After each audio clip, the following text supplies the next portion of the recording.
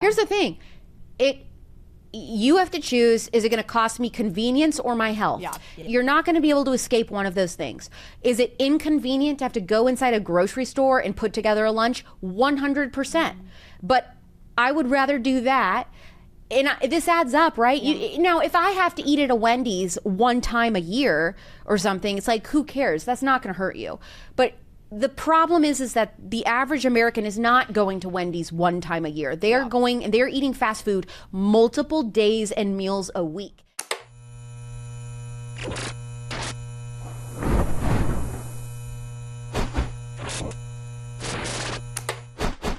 Welcome back to Gen Z Unplugged. We have an amazing interview with Alex Clark, the host of Turning Point USA's Culture Apothecary. She is bringing so much wisdom about how to be healthy while you travel, how to be healthy on a daily basis. And she has some really beautiful words about Charlie Kirk as well. You all are going to love this interview with Alex. Enjoy.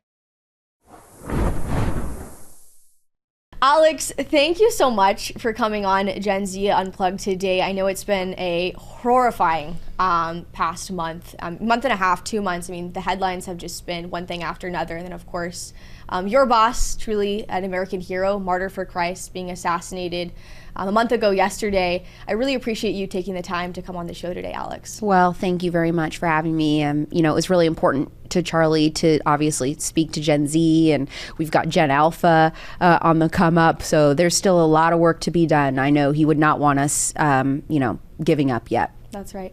I want to know a little bit about your story, though, before even joining with POPlitics, starting POPlitics at Turning Point USA, really being now the Maha Queen. All of the ladies in the room just got to hear you speak, and they're so excited for what you're doing in the Maha world. But how did you get started in the first place? Because you didn't start off with making America healthy again. It was a little different. Where did you really, I guess, get your start in the news journalism realm? Like, what's your story? So I started in radio when I was 18 years old. I ended up dropping out of college and getting a full-time position on a pop radio morning show in Louisville, Kentucky. And I was there, and then I went and co-hosted my own morning show in Indianapolis, Indiana. And I was in radio for about 7 years before switching over and leaving that to come to Turning Point USA to build a show with Turning Point. And so I was always openly conservative, grew up in a conservative Christian home, always talked about my beliefs. It was never a problem until Trump became president, and then all of a sudden it was like super, you were like a domestic terrorist if you were a Trump supporter.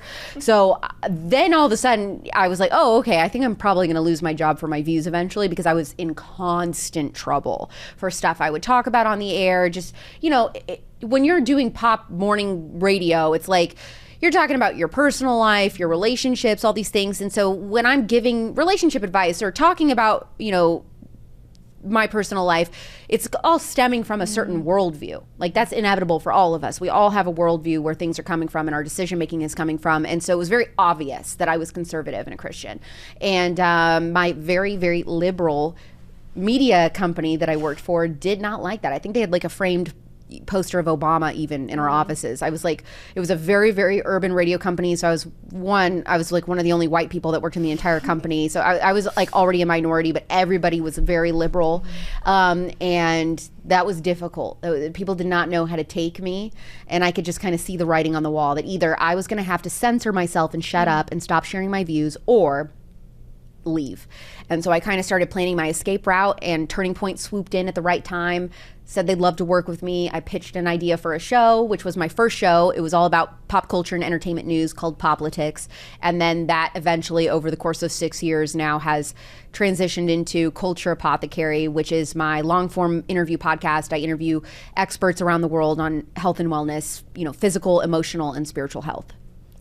It's such a good show. I'm such a huge fan. My mom, because I've started putting beef towel on my face and doing all the crunchy, bizarre things. My parents were like, "This is not you. Where did this come from?" And I was like, Alex Clark. So you can think you're awake now. I was awake. So yeah, it's kind of going off that same concept. Was there one specific health piece, or was it vaccines? Was it food? What was the thing that sparked your interest in kind of the Maha movement in the first place? Well, first it was them mandating the vaccine and telling us if you don't take this, you're not going to be able to participate in public life. You're not going to be allowed to go into certain restaurants or go to certain events. And I thought that was deeply disturbing and wrong, tyrannical. Didn't agree with that. And I had never thought anything about pharma, vaccines. I was like, oh, my kids will be vaccinated. My kids, I had until the pandemic, I had no opinion on homeschool, on health, on vaccines, nothing. My life completely changed. Once they did that, I started going down the rabbit hole looking into, okay, has the FDA ever been wrong before on, a recommendation for a drug or telling us that something that was safe and effective? The answer was yes, and it was Oxycontin, which was a painkiller, a pain pill that came on the market in the late 90s and is responsible for starting the opioid epidemic. It was an opioid. They told us it was the first non-addictive opioid. That was a lie. They knew it was a lie. They knew it was killing people. They didn't care because they were raking in billions and billions of dollars at Purdue Pharma, the distributors of Oxycontin. And so when I found out about that story and started looking into the heritage, foundation of the opioid crisis, I realized, okay, these people have been wrong before. We have no idea what's in this current vaccine. I think people need to be made more aware. And once you start going down the pharma rabbit hole, it leads you to the food rabbit hole and the agriculture rabbit hole. And so big chemical, it never ends. And these were all industries that I think conservatives before did not really pay attention to. These were definitely more liberal issues to care about these topics and food and raw milk and vaccines. It was Hollywood liberals who were not vaccinating their children. It was not conservative Christians. That just wasn't the case. Yeah. So it's just funny to me how the media never had a problem with these things when it was some lib celebrity doing it. But as soon as we started talking about it, we're like, oh, okay, you guys were actually right on this. For the first time ever, the left was right on something. We're willing to come to the table and meet you in the middle here. And then they completely abandoned us and said, you guys are radical extremists. Yeah. So somebody is not standing on principle. It's not us. Conservatives are willing to evolve and change with more information. The left just continues to get more and more radically left. And so that's super concerning. It should be if you're on the left. Yeah. I wanted to talk about birth control, but I want you to actually talk about that since this is kind of up your alley. Yeah. I want to talk about Charlie for a second, go back to Charlie and working for him. What was that like for people who've never met Charlie Kirk? Maybe they saw him speak at an event, or maybe they've never even gotten to hear him speak. They didn't get to experience that, but they watched the memorial for the first time. They're watching his videos now. I've heard so many stories from people who were weeping when they heard that Charlie Kirk was assassinated, even though they had never watched a video prior to the assassination, but they realized how deep this was. This was more than politics. This was more than just an individual being assassinated. This is a man who was sharing the gospel within 2 minutes of his life being taken. So what was it like working for Charlie Kirk? Just for the audience that maybe just has no idea what it's like working for Charlie Kirk. Well, he's exactly behind the scenes who he was publicly. There was no difference. The Charlie you saw is the Charlie I saw. And he was really funny. I'd say you probably saw him in more serious settings, but he had a really great sense of humor. And he is was the hardest working person I have ever met. And he didn't expect anything of you that he wasn't willing to do himself. So if it was like waking up at 3 a.m. for a Fox News hit, Charlie Kirk also was willing to wake up at 3 a.m. for a Fox News hit. It wasn't, I'm going to do one thing, I'm the boss, I never have to show up, I never have to be involved. He was deeply involved in every single aspect of Turning Point USA. Every single financial decision was approved or denied by him. There was nothing going on that Charlie Kirk did not know of or did not approve. That just wasn't the case. And he was so proud of the Charlie Kirk show. He absolutely loved that. He loved doing campus events the most. I think that brought him the most joy, especially in the last year when those started absolutely blowing up. He was really starting to finally come to terms with how famous he had become, and he was not used to that level of fame. He'd always been famous, but this is on another level. You know what I mean? Like a political A-lister. Yeah. And so, security had ramped up a lot for him. And he just really, his time was split in I'm either working or I am with Eric and the kids. There was no, he did not waste time. He didn't just sit around and dilly-dally and watch Netflix. He didn't even watch TV hardly ever. I feel like he's watched 2 shows in his life. He doesn't watch TV. He doesn't waste time. Every single minute of every single day was accounted for. Wow, that's so amazing. And that's exactly what we see from the outside. And so it's it's super sweet to hear from the inside that's exactly what he was like too. So that's the impression we have. And I know that a few days after he was assassinated, you went online and said, I encourage everybody to buy an American flag in honor of Charlie. And that's kind of like one of those short-term things we can do to honor his legacy. What is something that we as conservatives, and especially Gen Z conservatives, can do really practically to honor his legacy and carry it on? Go to church, a Bible-believing, sound church, share the gospel. Oh my gosh, I can't even tell you. I've been like, every date I've been on this year, I feel like I just end up sharing the gospel. I'm like, oh my gosh. That's super important. Being politically involved, and that means not just posting on social media, like you need to be knocking doors. So with the midterms coming up, for example, you've got to get involved in either Turning Point Action, which is our sister organization, and figure out in your state, in your area, where you can be knocking doors and making sure that you don't have to debate a liberal, you're knocking doors on other registered Republicans, and you're being like, hey, you are going out and voting, right? We need you, Charlie needs you. So that's all you're doing. That is so incredibly impactful, and Charlie was desperate to get more people willing to door knock. That is so easy. It takes like 2 hours on a Saturday afternoon or something. Very, very simple way to honor his legacy and support the work that Turning Point USA is doing, and all it costs is your time. We're definitely seeing a shift right now. It's really encouraging. I always think it's prophetic. I don't know if this is Rob McCoy or someone, I think it was a pastor that brought this up first, but it is. I mean, the fact that Charlie Kirk at 18 years old founds this organization, Turning Point USA, and then right now we're seeing a turning point, truly. I mean, people that I've never thought in a million years would ever start a Turning Point chapter or post something political on their social media or even go to church. People that we've been praying for years, that my family's been praying for years, and people that I know, they're like, I have been praying for this person for 20 years, that they would come to church, that they would accept Christ as their Lord and Savior. And after Charlie Kirk's assassination, they realized how precious time is, and realized that this is more than just, the life that's passing through. It's like a vapor, right? It says that in Ecclesiastes, and that we have to focus on the eternal perspective and what is eternal life going to look like? And that's exactly what Charlie Kirk understood. And I do kind of see like a shift, even with Turning Point in the last few years. I don't know if you've seen this, but since marrying Erica and like him talking about family, because he's always talked about family, but it's become even more special to him, I feel. And I'm curious from your perspective, have you seen that shift? Because you've worked for Turning Point for 6 years? Yep. 6 years. Have you seen a shift? Because I guess they got married in 2021, so like 4-ish years ago. Have you kind of seen a shift in Charlie really prioritizing faith, family, freedom within the last few years of being married and having a family himself? Oh, yeah. I mean, when I first got hired, it was definitely more politics. And then in the last, 2 years or so, it really became all about sharing the gospel. Like, that's mostly what he wanted to talk about, what he enjoyed talking about with people. And then, talking about the benefits of getting married, having children, encouraging young men and young women to not put that off. And I really think that comes down to subconsciously. I think deep down somehow he must have known, I'm not gonna have a lot of time here. So I wanna get married, I wanna have kids, I wanna build this organization to the best of my ability, the biggest that it can be while I can. There's no other explanation to me for his sense of urgency on all of this and the fact that he did not waste a minute. So that to me says something that somehow deep down I feel like he may have even had an inkling, maybe I'm gonna die young. I don't know, because I don't know how you explain that. Yeah, I mean, it's just remarkable, everything that he did. And the timing, I don't know, it's just, like you said, it's prophetic. I want to backtrack to kind of talking about health a little bit. So on your podcast, you have all these amazing people who give amazing advice. And I know that you truly practice what you preach, which is very difficult. And I think people's biggest concern is well, how do I travel and still eat well?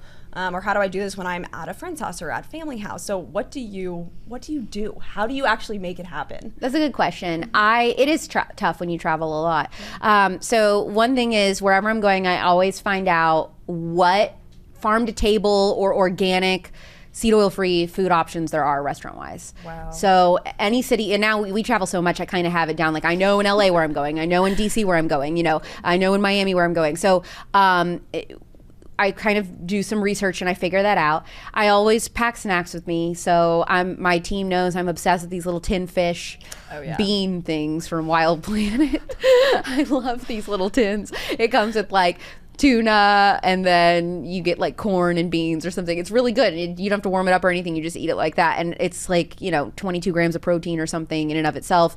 Fiber, it's great. So I take that. I always have electrolytes on me. Other snacks. Right now this is not healthy. It's a healthier option, but I'm obsessed with the Justin's peanut M&Ms. It's like the cleaner, non-dye version of a peanut M&M. So good. Obsessed with, I keep like 6 bags with me at all times. I eat like a bag a day. That's not health advice, by the way. It's just real advice. So I do my best. When I'm home, I am cooking at home almost exclusively, unless it's a special event or a date or a friend dinner or whatever. I eat at home. And if there's no food options on the road, I'm going to a grocery store. I was just driving like middle of nowhere, Northern California, Redwood area, to this little airport in Oregon a couple days ago, and there's like nothing around there to eat. We went to the grocery store and we got like meat and cheese and crackers and healthier options or whatever of all those things. But that's what you do. If you can't find anything, I'm going to a grocery store before I'm going to a Wendy's or a Burger King or something. Right. Yeah, that's super helpful. You have to be intentional. Yeah, you have to. It is intentional. Here's the thing. You have to choose, is it going to cost me convenience or my health? Yeah. It's not, you're not going to be able to escape one of those things. Is it inconvenient to have to go inside a grocery store and put together a lunch? 100%. But I would rather do that. And this adds up, right? Yeah. Now, if I have to eat at a Wendy's one time a year or something, it's like, who cares? That's not going to hurt you.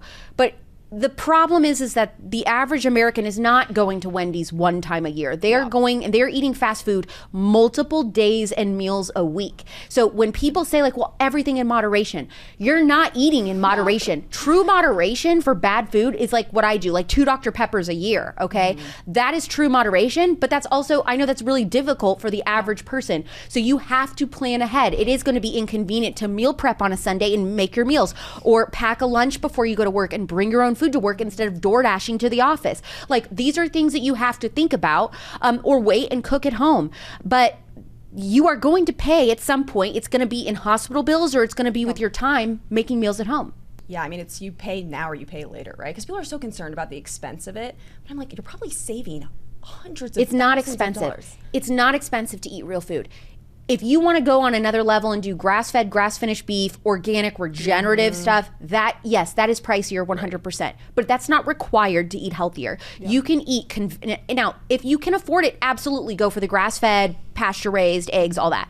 But if all you can eat, you are on a major budget or you're in college, eating real food, so eggs, rice, beans, chicken breast, ground beef. It doesn't have to be grass-fed or organic. Just eat real food. Just don't eat Taco Bell. Don't eat the seed oil fried crap in the food court on campus.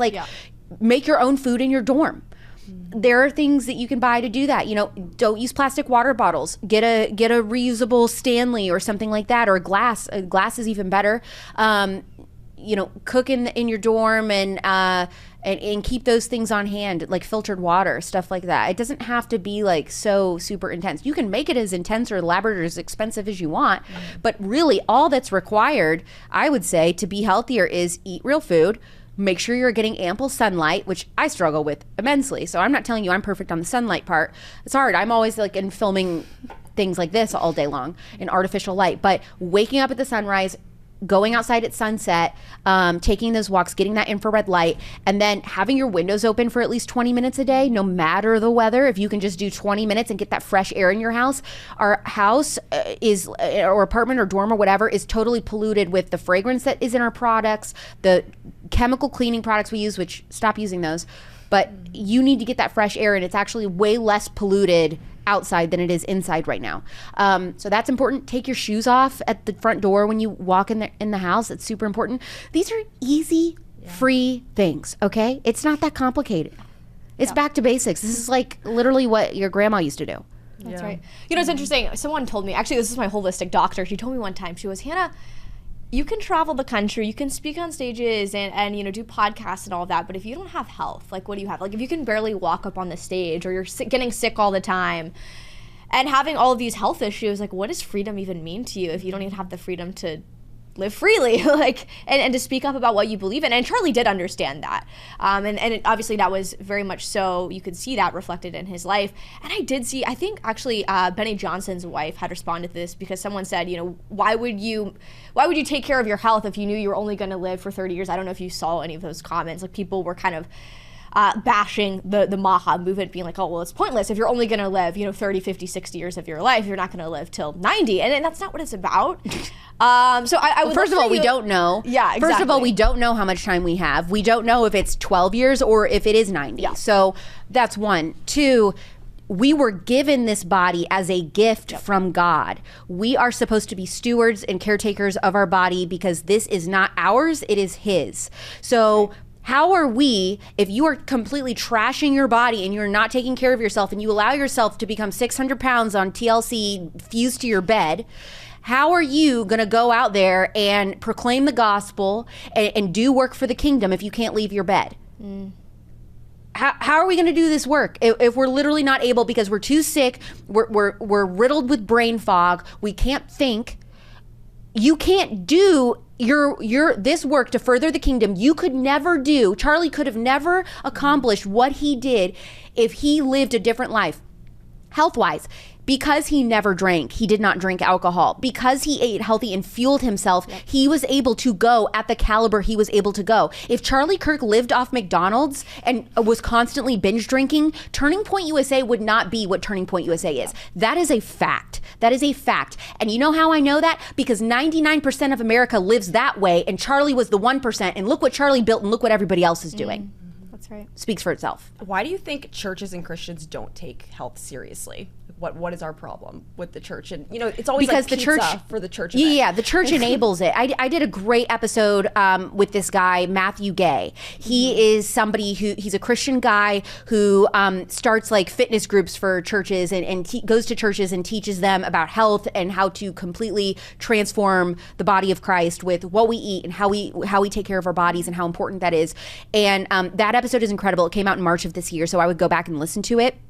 But the church is enabling a lot of these issues. You've got pastors that are on stage, joking about how their pants won't button and stuff like that. I mean, it is a sin. Also, let me tell you something else from a Christian perspective. How is your witness helped? I'm not saying a fat person or an unhealthy person can't share the gospel. Please don't mishear me. But how is your witness helped if you're telling people you need to be diligent, you need to be self-disciplined, right? These are all different traits of a Christian man or woman, and yet you are not self-disciplined enough to like take care of yourself. Yeah. That's a huge problem. Okay? So I think encouraging the body of Christ and, not setting them up to stumble. Sugar addiction, ultra processed food addiction is just as serious as heroin. It is so addictive. My dad was dying of a brain tumor because he was addicted to ultra processed food, and after leaving the hospital, after removing his brain tumor, he wanted to go to Chick-fil-A and Pizza Hut.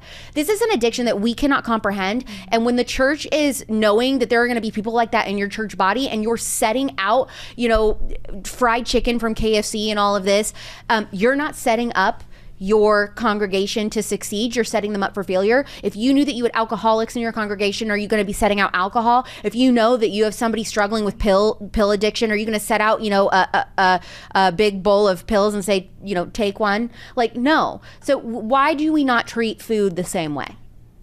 Such a good point. That's just one of the biggest issues. Why don't we consider gluttony a sin? It's such a huge problem. So something too that you've talked about, I think you mentioned this on Allie Beth Stuckey's show, is that millennial women were unconsenting subjects to birth control. Can you talk a little bit about that? Yeah, so one thing with my generation was 12 to 15 years old. I don't know what the heck was going on, but like clockwork, we would go to the pediatrician's office around that age. They'd ask us about how our periods were going or if we're struggling with acne or anything. And no matter what we said, it'd be like, oh, well, you should be on birth control. That will help with that. Whether it was acne, whether it was painful periods, severe cramping, irregular periods, they were like, just be on birth control. You don't need to understand your cycle. It's too complicated. The birth control pill will do it for you. That was it. You're 13 years old, somebody in a white coat with a medical degree is telling you should do this. Like, you don't know how to advocate for yourself or ask more questions. You trust that the medical expert knows what's best and you're just going to do what they say. We're all put on this pill, and nobody tells us that it was meant to be taken temporarily, not long term. We're on it for a decade plus. Then we're trying to get pregnant and eventually, as we have a family and want to have kids, and then we're realizing, well, I can't get pregnant. What's going on here? Oh, come to find out, the birth control pill was a Band-Aid, and it actually masked hormonal issues that were going on inside of you. If you are struggling with severe acne, if your periods are irregular, if they're super light, if they're super heavy, if they're super painful, if your PMS is super severe, these are all signs your body is telling you something is going on, whether that's PCOS, endometriosis. Endometriosis left untreated for years and years and years can get worse and worse and then could leave you infertile. So the birth control pill has hurt women, I think, so much more than helped, because so many of us were not given informed consent. We were not told that it could increase your risk of developing an autoimmune disease, by the way, over 230%. And it also mixes up who you're attracted to. Yeah. In a man, you're attracted to a more feminine looking guy, somebody that looks more like your genetic cousin than like an opposite, like stranger man or whatever, however you want to say that. It's really bizarre. And then we wonder why everybody's gender confused. And I'm being hyperbolic when I say this, but I'm like, the fact that it makes women more attracted to people that are more feminine, I'm like, I think this has a lot of repercussions, but I can't go down that hole or I'm going to get written up again by BuzzFeed and whatever. But I'm just saying, I'm just looking at this matter of factly. And I think so many women, if they were told the truth about the pill early on, they would have said like, okay, I'd rather know how to track my cycle. Oh, I can only get pregnant a couple days out of the month. Well, that's good to know. I don't really need to be on this pill, every single day when I can only get pregnant a handful of days anyway. And also there's other natural options for things like acne or, regulating your period. Mm-hmm. It's really sad. And even too with acne, I mean, so many young people I know will go to their dermatologist and they're like, get on Accutane. You need this. Yeah. It's really helpful. And so many young people I know, young girls, that are in high school, so many issues, complications have come from being on Accutane for extensive amounts of time. There's massive class action lawsuits against Accutane, how it has totally screwed up people's health. It's very, very disturbing. So. It is. Well, okay, so you always ask a question at the end, and I don't know if you want to get into birth control. No, but you're good. Go for it. You always ask a question at the end of every podcast on Culture Apothecary. If you could heal a sick culture in one way, is it physically, emotionally, and spiritually? I think those are the three that you always ask, physically, emotionally, and spiritually. What would that be for you? And since Charlie Kirk's assassination, has that changed in any way? Wow. Yeah.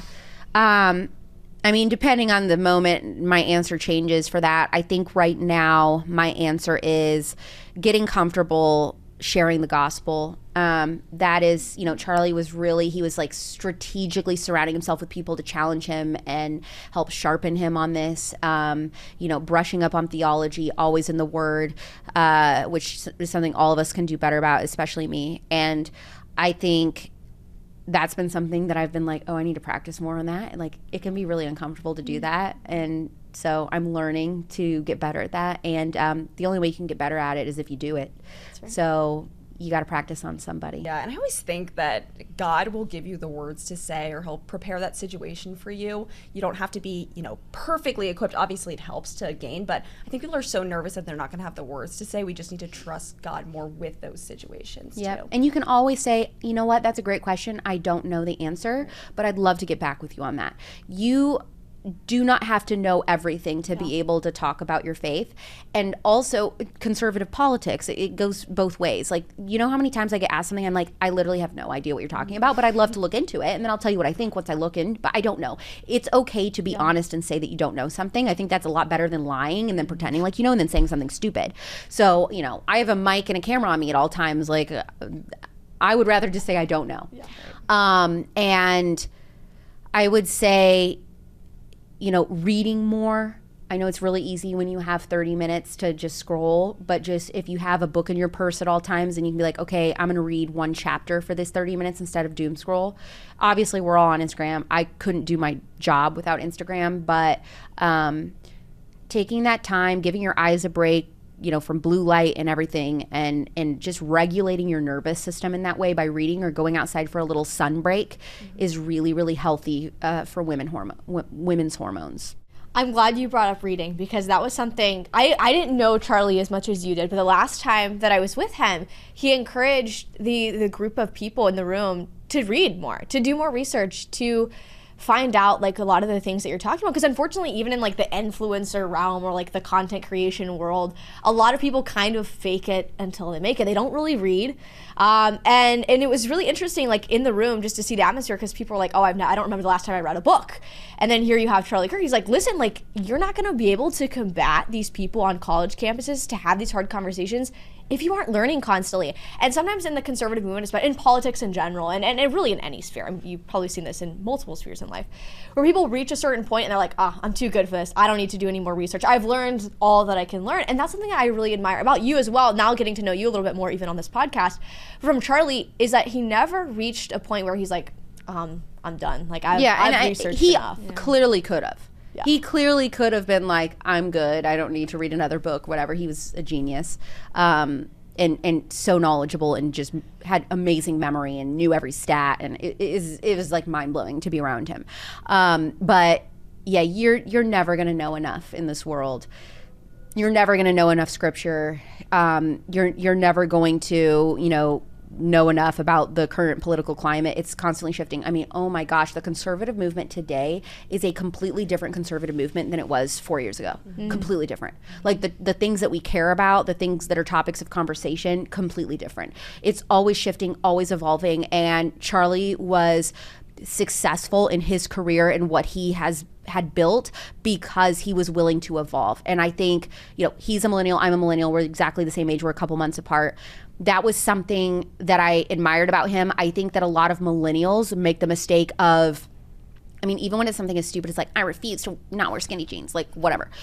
Stuff like that. I'm like, why are you so like obsessed with not evolving or not changing?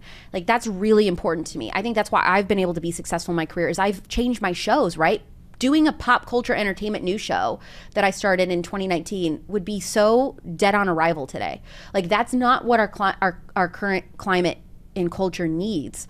Like, we need to be talking about these health issues. That's what it is right now. That's the moment. I was willing to rise to the moment and pivot what I was doing, because I kind of saw the writing on the wall there. So many people, they try to be in, media or whatever, and it's like they refuse to evolve. You are putting a timestamp on your career by doing that. You have to be willing to change. Yeah. That's right. Well, thank you so much, Alex. We really appreciate you coming on. You guys do a really great job.